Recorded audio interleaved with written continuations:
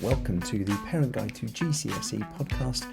This is the second part of the interview with Dr. Mark King, who is the admissions tutor at Lucy Cavendish College at Cambridge University.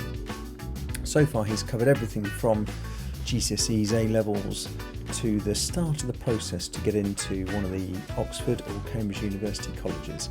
And in the second part he goes on to talk through the rest of the process. So here we go. So we've got as far as the, hopefully getting an interview offer. What, if we talk specifically about the interview, what preparation needs to go into it? What's the interview about? What's the setup? How does the day look? In normal circumstances, I dare say this year, potentially, you're not entirely sure how interview day will be happening. Could be virtual, I suppose. So Oxford have already announced, have already stated publicly that all of their interviews are going to be virtual this year. Cambridge haven't yet made such a kind of clear-cut statement, if you like, as that, but we are anticipating that most interviews will be virtual this year. We are considering whether we wish to push the interview process a little bit back or extend it into the early spring this year for some subjects where there is benefit to interviewing in person. So what makes a fabulous interviewee then? Yeah, okay. So what makes a fabulous interviewee? I think the get out of jail question there, answer is that it varies from subject to subject, right? And no two people nice look alike. Yeah, thanks. But broadly speaking, what are we looking for? So the best way to think about interviews is to think of them as a mock supervision.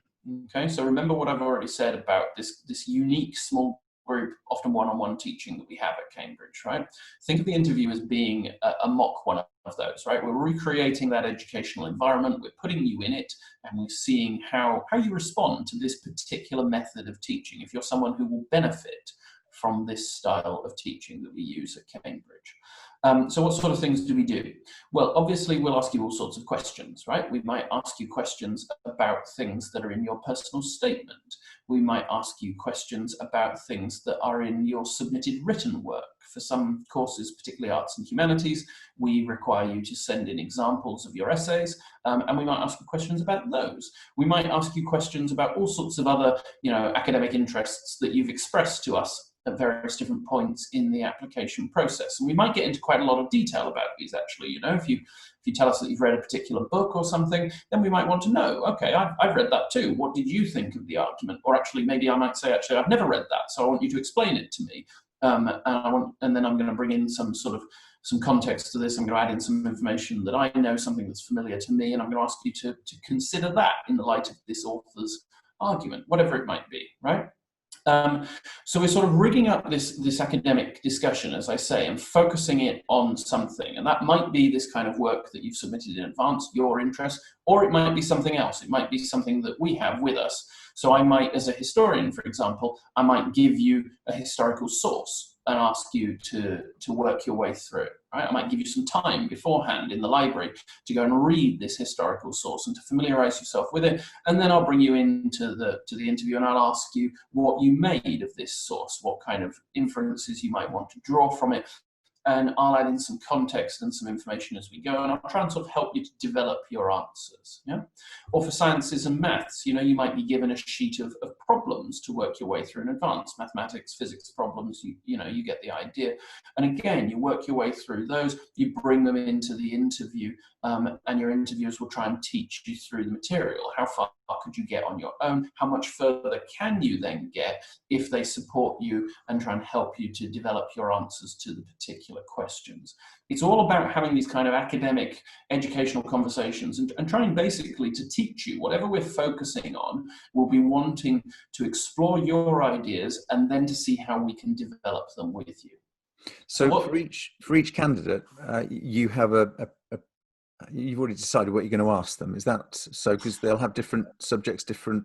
Yeah, I think typically, right? So you would, with someone's personal statement, you'll go through and you'll kind of highlight key things that you want to mention and discuss with them. It might link into certain themes that you're interested in or ideas that you've got. So you might try and draw those inferences out and explore them with them. You might also then, as I say, have this kind of set body of additional material that you're going to bring in, right? The whole point of which is that it's new material, exercises that you'll ask the candidate to go through. A very common one for a lot of science and maths degrees at the moment is you give someone a function, and you ask them to sketch the graph of the function, right? Or chemistry, you give them a series of chemical equations, you ask them to run through the equation, balance it out for you and things. Yeah. So think about what we're doing here, right? We're assessing two different things. We are assessing knowledge levels and the foundation of knowledge that you've got, yeah? Particularly, I think, for science and maths, because you have to have that, again, is why the A-levels are important. You have to have that foundation for us to then be able to build on with you at university. If you don't have that foundation knowledge, you will not make progress on the university course. It's as simple as that. So we do need to assess that. And that's what the admissions assessments are doing as well. So you can see this as in a sense checking, if you like, what you know. Do you already know the kind of things that you should know, that you should have gained from your A-level courses to date, such that you have got this academic foundation for study at our university? But then the other thing that we're trying to do is, if you like, to assess the skills that you've developed during your education, so subject-specific skills. So that's why, as a historian, I would give you this completely random historical source. The pretty picture on my wall behind me is an example of the kind of thing that I've used in the past. It's deliberately something that I know about because it's from the period of history that I study, but it's completely obscure to the candidate. They've never seen it before. So I'm not there assessing their knowledge. What I'm doing is I'm assessing their ability, their skill as a historian to read a source in some way and to extract information from that source and to use that information to kind of develop an interpretation. And then I add more information in. I might challenge, I might support, I could do all sorts of different things. And I see how they incorporate that into their argument to develop what they're saying. So the two key things here, if you like, are, do you know what you should know? Have you got the correct foundation of knowledge? And then the second thing is, how do you then respond when we give you something different? Have you got the skills that you need to bring these new ideas in, to bring this new information or evidence in, and to try to make sense of it and to incorporate it into your thinking? Because this is what you will do every single week, right? At Cambridge, you'll attend your lectures, you'll be given your work by your supervisor, but you'll go away and make sense of it in the first instance. You will have to process that yourself first, and then you will bring the products, if you like, of that processing to the supervisor, who will develop them with you. So what we're doing, as I say, is basically mocking up the educational system that we have here and running you through it in a kind of test run scenario and seeing how you respond to this. If you've got the kind of things that we're looking for to really be able to make the most of this system and to flourish in our environment. So from the point of the interview, I mean, anyone who's ever had a job, or everyone's been through an interview process, it's not a pleasant situation. It's something that you're very nervous about. Now, some students, particularly at the age of 17, 18, Yep. are not particularly well equipped. They're not particularly Absolutely. outgoing. Yep. Would that count against them No. in any way at the interview stage? Yeah, so you're quite right. And it's also true, I think this is totally fair to say, it's also absolutely true that students' backgrounds can hugely influence how comfortable they feel, the kind of education they've experienced to date. Some students are in schools where these kind of academic conversations are taking place on a daily basis. Some students are in schools where they've never actually once expressed their own interest in the subject and what's at the foundation of that, right? So the interview has to take into account all of this and not in any way disadvantage anyone because of how they're feeling in that setting. So we assume that everybody will be nervous. We assume that everybody will stumble over their words. We assume that everybody will require help and support at some point in the interview. It's not at all about how you come across. And crucially here, let's also make a real basic point here. There's no dress code or anything like that, right? The number of people that turn up wearing full-on suits, and it's quite clear there's an interviewer that this is the first time this person has ever worn a suit, and all it's doing is just making them feel more nervous because they kind of sat tightly buttoned up like this, You don't need to do that. It's okay. It's not who you are. It's not how you look that we care about at all. It's what's going on up here. That's the only thing we care about. So don't worry about how you come across. Don't worry about how you're dressed. It's not like a job interview in that sense at all. You're not trying to impress us in that way. Indeed, and in terms of how sort of comfortable you feel, your interviewer may also actually be quite a reticent person. A lot of academics are by nature. That's absolutely fine. This is not in any way about, as I say, trying trying to give a particular impression of yourself. What students should always try and do if they're feeling nervous is just try as hard as they can to relax and just try to engage with the material, to let their natural intellectual curiosity come out and show in whatever way it shows for them, and just to try to engage with whatever they're being asked to engage with. If they want to ask for help, that's fine. If they want to express their nerves, that's fine. A lot of students tend to begin, you ask them a question and they want to put that little caveat in at the start of the answer. They often start by saying something like, well, I'm not sure, but maybe, or I've never studied this before, but perhaps, and that's fine. You can do that. That's okay. The crucial thing is, don't stop at I'm not sure or I've never studied this, right? Try and have a go. Try and work it out. Don't get over that natural reluctance that I know everybody feels. You don't want to say something stupid. It'll be thought of as being stupid. You don't want to say something wrong. We know that you're going to feel like that. It's okay. Just try and get over that reluctance. Engage with what you're being asked to engage with. Express what you think. Talk us through the thought process that has led you to reach that kind of conclusion, or even just talk us through your thoughts as far as you can take them. If you can't quite get to a conclusion, that's fine, and we will step in. We'll pick up on that thought process. We'll pick up on whatever conclusions you have drawn, etc., and we'll help you to develop them. Okay? It sounds very much like relax and just try and enjoy the process. It's yeah. Try and enjoy it as an academic conversation, right? Try and see this as hopefully an intellectually stimulating engagement in an intellectually stimulating environment, a chance to come and just talk through some things that are a bit different that you're probably not going to see again, or that you might never seen before. That's fine. See it as what it is. Try and enjoy it for what it is as much as you can. Give it your best shot. Yeah, so just try and talk us through your thought processes.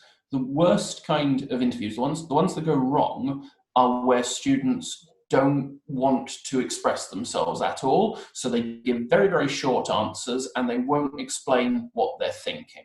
That's where things end up not where it's working. a stilted conversation where they give a short answer and you're like, you're clearly wanting a bit more information. Yeah.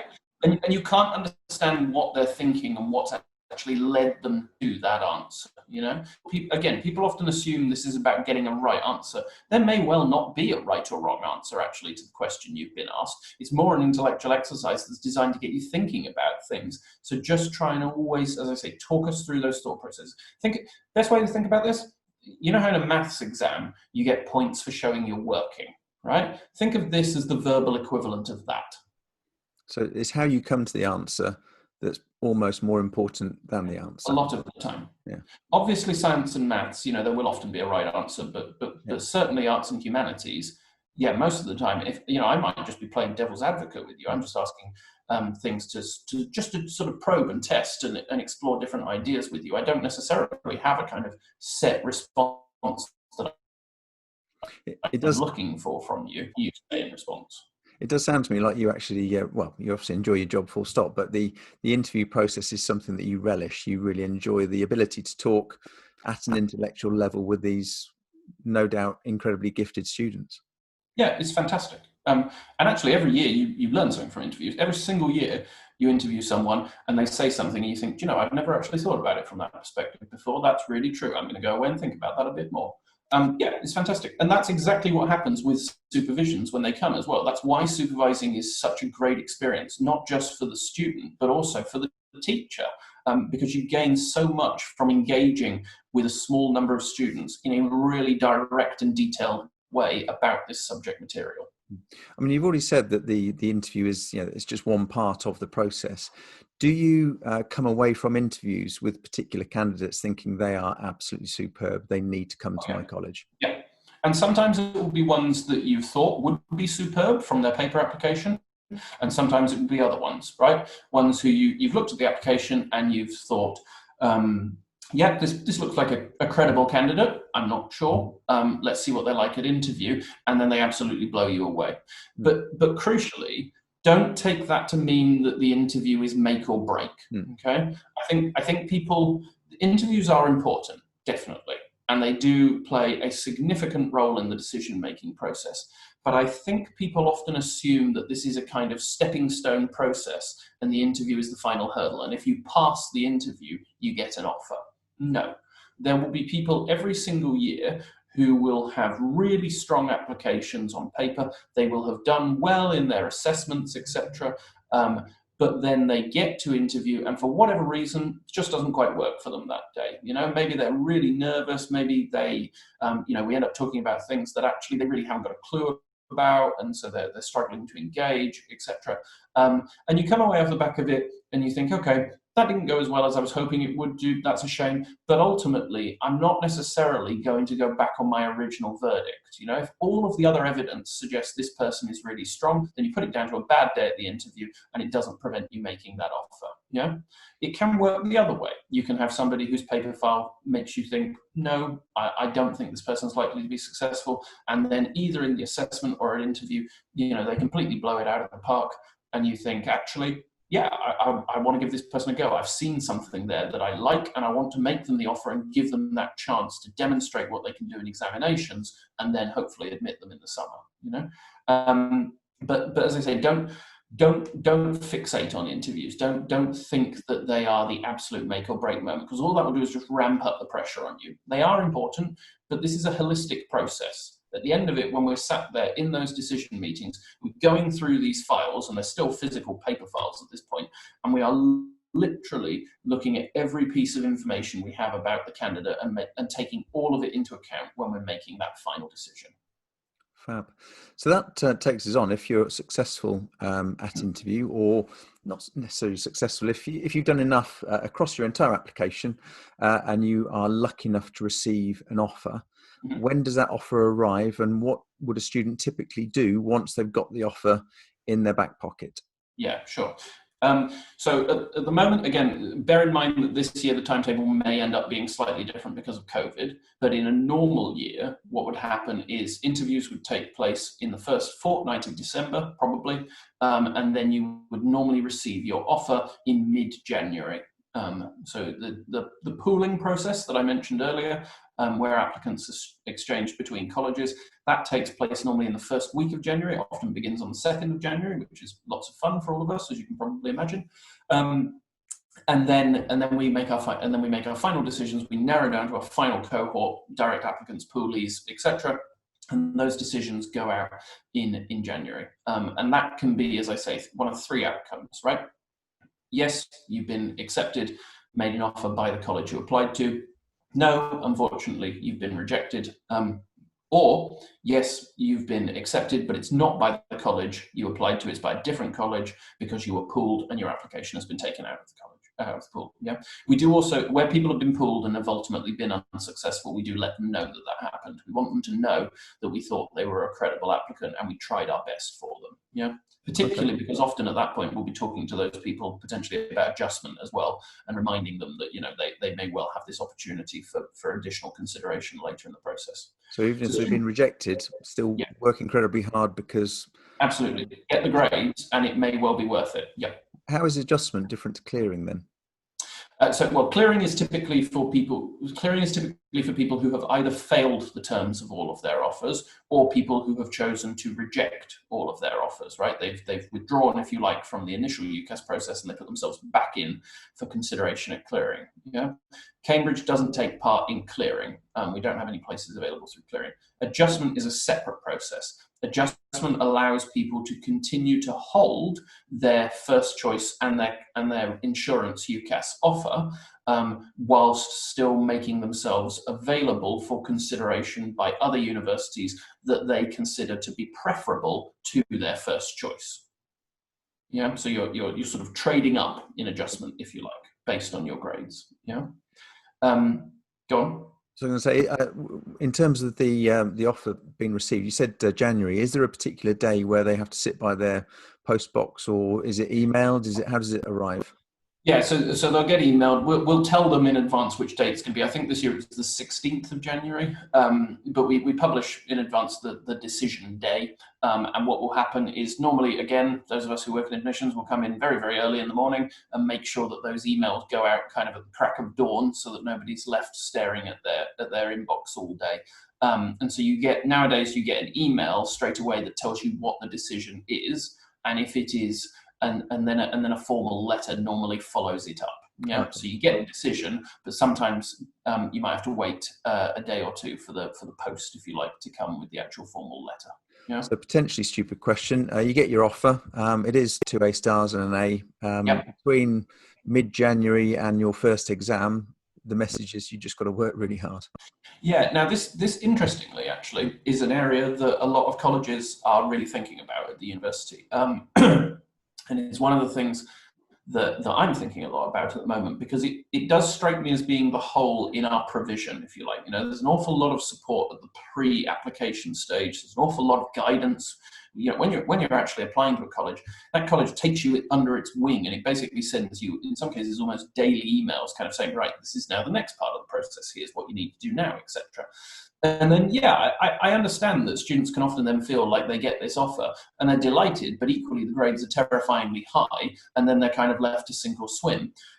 So there are things that we're increasingly doing, and a number of colleges are now looking at what are effectively mentoring systems, not provided by the university itself, because that would involve conflict of interest, but working with third parties, charities, etc., to try to provide various different kinds of support for students who we identify as having great academic potential, but we're worried for whatever reason may not meet the terms of their offer. So this is, I think, a work in progress, and it's something that the university is continuing to consider. But to my mind, this is an important priority that we should be looking at as a way to really try to ensure that students are given support. To give you an example, a college that I've previously worked at has a scheme where if you are a maths offer holder, so you have to sit these additional exams, the STEP exams that I mentioned earlier, alongside your A-levels. We appreciate that not all schools are going to be able to provide support for STEP candidates, so we used to provide a tutoring system that we paid for ourselves, and it was with a head of mathematics who was now retired from school and who had a connection with the university, and we just used to employ him on a part-time basis to provide this tutoring to try to support these candidates. It was only a few of them, but it was the ones who basically we knew their schools wouldn't be able to help them do this. So we are, I think, increasingly trying to address this problem. We are certainly aware of it, and if students at that stage, you're an offer holder. So if anything, the college only wants to support you more. It wants to keep you even closer. I think that's the stage where, again, if candidates are looking at their offers and are thinking this is great, but I'm worried, or I have concerns, or something's going on, whatever it might be, always again get back in touch with the college. And explain to us what's happening, or explain to us the kind of worries you have. And we'll try and support you in whatever way we can. We can direct you. There's a whole host of online content as well, which is really useful. So we can direct you to all sorts of different resources that we're aware of that are freely accessible, that people can use to try to sort of supplement their in-school studies to give them the best chance of getting those grades. Fabulous. Right now, thank you very much. I mean, we are getting towards the end of the time, I suppose. But do you mind if we just quickly go through some frequently asked questions? Yeah, sure. Which I dare say, I've jotted a few down, but you must get them all the time, so the sort of the more popular ones. Yeah. One thing that I'm interested in is deferrals for this year. Obviously, a lot of people will be under offer at the moment to Cambridge and Oxford, and they're looking at their first year not being normal because of the situation we find ourselves in with the pandemic. Are people deferring? What's your policy on asking for a deferral? Sure. So at the moment, I can tell you that I'm not actually receiving a lot of deferral requests at all, barely any. And that's not just me speaking on part of my college. This is something I'm aware of across the entire university. We've received very few undergraduate deferral requests. The university's policy at the moment is that it won't consider COVID-related deferral requests until confirmation in the summer, because we don't know what those final student numbers are yet going to be. So basically, this will all be considered alongside A-level results in the summer when we have a sense of what our numbers are looking like. And at the moment, basically, we can't really say anything more than that because we simply don't know what the situation is going to be. I think it's worth saying, though, that, the university has been planning for months and will continue to plan to ensure that students have the best possible experience next year. We are going to be open. We are going to be welcoming our students back into our colleges to come and live and study in residence. We will follow the guidelines of Public Health England. We will ensure social distancing protocols are adhered to where they need to be and in circumstances where that's appropriate. We're looking at ways in which we can socially bubble students, to allow for people to mix and mingle in a way that doesn't always require social distancing. We've taken the decision that mass lectures, so this is lectures with large numbers of attendees, will go purely online next year.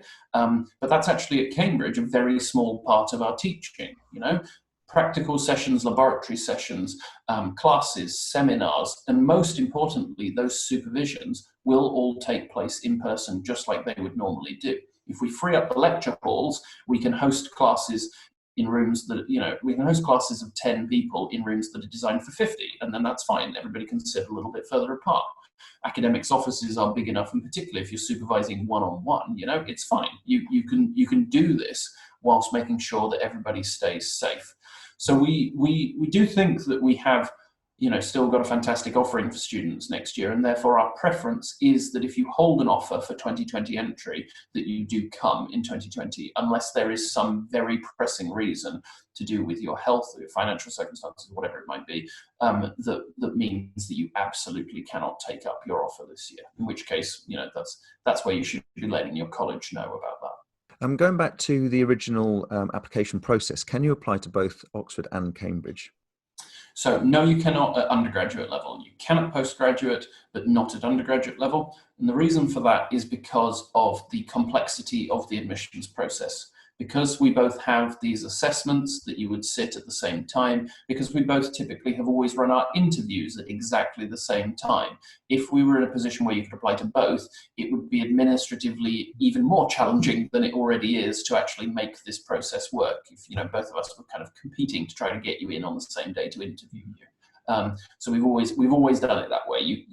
UCAS will not let you submit an application; it electronically blocks it. Okay, and as a follow-up to that, so if I apply to Cambridge and then to my 4 other choices, do the other choices know who else you've applied to, or do they only get the information about their particular university? So we cannot tell when you apply which other universities you have applied to. When you actually make your choices, when you accept one as your firm choice and you accept one as your insurance choice, and then reject the others. At that point, UCAS updates, and we can tell which universities you originally applied to, but not at the stage at which your application is under consideration. However, I think it is probably worth saying that, if you apply before the 15th of October, and your grades are in line with the ones that we would ask for at Oxford and Cambridge, universities will often expect that you may have applied to us too. But in my experience, that has never caused them to treat anybody differently. No university is in the process of not making an offer to someone because it's worried that they applied somewhere else. We're all interested in getting the students that we want to admit to our university and getting the students that we think are really strong. So don't worry that by applying to Oxford or Cambridge, you will thereby somehow disadvantage yourself at another university. It just doesn't work that way. Okay. And going back again to personal statements, work experience for an Oxbridge personal statement, is that important? So for Oxford and Cambridge, I think it's fair to say that work experience is probably less important than it is at other universities. Even in subjects like medicine and veterinary medicine, we are unusual in that we don't have a fixed work experience requirement like other subjects do. Now that said, if you are applying for medicine, if you are applying for vet med, or if you're applying for another course that has a kind of vocational side to it. So I'm thinking here of engineering, or maybe law, perhaps even economics. Architecture is another good example at Cambridge. Courses where the subject does lead into a particular future career. If you have gained some relevant work experience, and you can use that to demonstrate that you understand both the professional side of your course and the academic side of your course, then that can be useful. That's definitely true. But in most other circumstances, I think that work experience is perhaps of less use. We often do get personal statements where students spend an awful lot of time talking about the work experience, and that's fine. And transferable skills that they gain from it are always valuable. But when writing personal statements, and indeed in the application, my advice is always to focus first and foremost on your academic enrichment activities and the things that you've done that have helped you really to understand your subject in more detail. Those are the most important things. To take, again, my subject, which is history, I don't think that there is work experience that makes you a better historian. I think you become a better historian by reading more history, So I wouldn't necessarily look for work experience in an applicant. I think it doesn't mean you shouldn't do it, and people's schools will encourage them to do it. Of course they will. But I think it's always worth trying to think about, on the one hand, what are you going to do in year 12 that's going to be valuable for your university application? And on the other hand, what are you going to do in year 12 that's going to be valuable for your future career? Those two things might not actually be the same. And work experience can be a good example of something that fits into one box, but perhaps not the other one. Okay, because taking the history example, if you have a student as a tutor when this is right, I want to do history at university, fantastic. But right, what work experience do I do? Do they go to the local museum? It's exactly not relevant. No, and indeed, and I've had those exact conversations with students at interview. They go, "Oh, my work experience was really useful," and I go, "Well, do you want to work in a museum one day?" And they go, "Oh no," and you say, "Well, how was it useful then?" Or I helped teach history in school. Okay, do you want to be a teacher? Oh no. Well, again, what did you actually learn about the past by doing this? That's what I care about. So I certainly think for arts and humanities, that's fair. As I say, for certain subjects with the vocational dimension can be useful. And I'd never encourage someone not to do work experience. Of course not. You gain an awful lot of things by doing this, right? But as I say, keep in mind always, is it academic? Is it relevant to the subject I'm applying for? Yes, then fabulous. Talk about it in the personal statement. That holds true for everything. Is it not academic? Is it not relevant actually to the subject that I'm applying for? And this holds true for a whole range of extracurricular activities as well. If you're not applying for a sport course, then actually I'm not particularly interested in whether you play sport at a good level. It's a fantastic thing that you do, but it's not going to influence my academic decision of you. If you the classic one is the number of students that always talk about how Duke of Edinburgh Award gave them leadership skills and things. Again, I'm not saying it was a bad thing for you to do. I'm sure it was hugely personally valuable.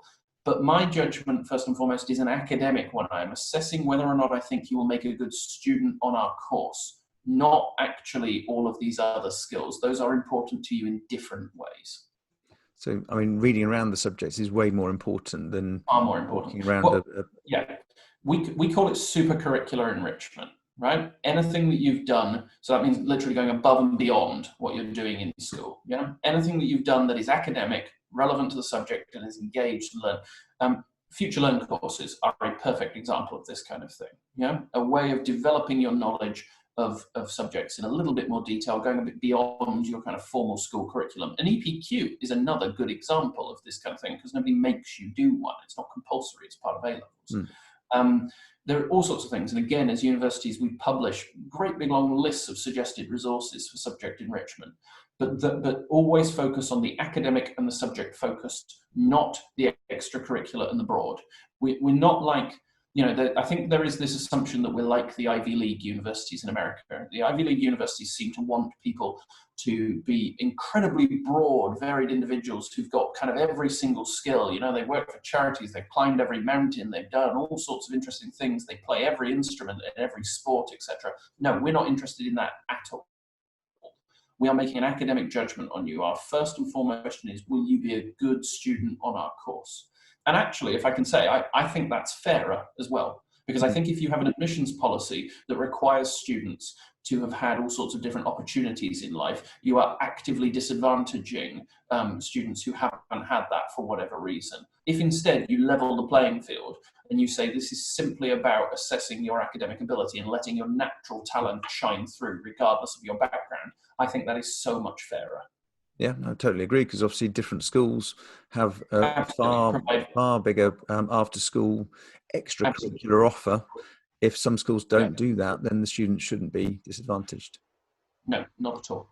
Well, thank you very much. That's all my FAQs. Have you got anything else you'd like to add, just for the benefit of anyone considering an application that I haven't brought up already or we haven't discussed So yet? I think we've discussed all of the main ones that I kind of get asked. The only other question, and this relates more to perhaps why you might want to consider the university rather than the actual application process. The only other thing I often get asked is the question again about is the question about money and how much this costs and whether it's worth it, etc. So just to make a couple of key points here, Oxford and Cambridge are no more expensive to study at than any other university. Our tuition fees are regulated by the government. They are the same as more or less every other mainstream university in the country. The main cost, whilst you're with us, obviously, is actually then your living costs. And again here, this is where actually Oxford and Cambridge are different. Not different being more expensive, but in many cases, different being less expensive. As I've already mentioned, as a member of the college, you live in college-owned accommodation for the duration of your undergraduate course. And that's really great because it means we can subsidize your costs. We can keep your costs as low as possible. You don't go and rent privately in our cities, which can be expensive to live in. You live in your college at a rate which is dramatically lower than the market rate for accommodation in the city. We don't ask you to choose, a catered hall of residence or self-catering. You have access to kitchen facilities. You have access to the college cafeteria. You can choose to do what you like on a daily basis as suits you. And the other thing is that Oxford and Cambridge, because they are wealthy institutions, have a far higher level of student support available. So we have centralized bursary schemes that students are automatically put on the basis of their student finance information. That mean that students who need financial support receive financial support from the university. Every single Cambridge and Oxford college then also has its own program of hardship support, of grants and bursaries and prizes and you name it. But basically underlying all of this is a cast iron guarantee that no student should ever drop out for financial reasons. If the university has made you an offer, if your college has made you an offer, it wants you to come and study with them. And if that means that we need to give you significant financial support in order to enable you to take up that offer, then we will do that. That's absolutely fine. These are, as I say, wealthy institutions, and we are fully prepared to do that to enable our students to come and engage with us. We are not universities that believe that our role is to make money for our students. We are universities that believe that our role is to give you the best education we can possibly give you and to ensure that people who deserve access to that education do get access to it. So as I say, if that means financially supporting students, then that's fine. That's a fantastic message and I think a perfect place to finish. So thank you very much, Dr. Mark King. Thank you very much.